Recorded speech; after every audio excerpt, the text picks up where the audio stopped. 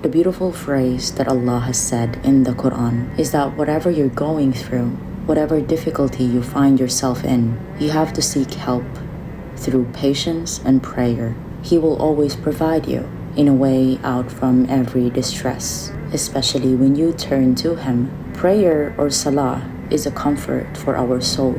When you walk with tawakkul in your heart and du'as in your lips, Allah will manifest miracles for you, because a prayer is never wasted, and tawakkul bring His mercy. He answers prayers in the best way. All you have to do is keep praying and keep believing. Certainly, Allah loves those who put their trust on Him. Be a good person. Act with beautiful akhlaq and good character. Carry a soft heart and a strong mind, and be the reason people believe in beautiful souls, kind hearts, and good energy. Never stop being a good person. Your efforts and intentions are never unseen. Goodness will always find its way back to you without you even asking for it.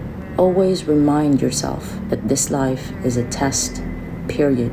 Now, when you accept that, the ease in your heart elevates. We always give Allah the bare minimum, and yet we ask for more. Why? This dunya is nothing but a beautiful lie.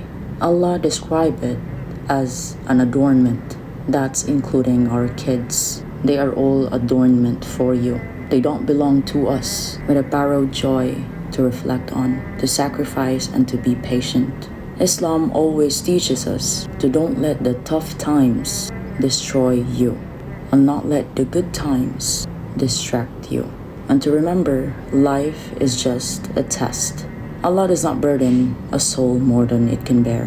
When you feel like you don't belong anywhere, just remember that you belong to Allah. What I admire about Prophet Muhammad, peace be upon him, is how he would wipe tears, especially of others, even when his own eyes were full of them.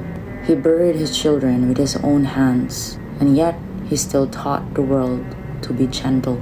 He carried the weight of a nation, but never make anyone feel like a burden.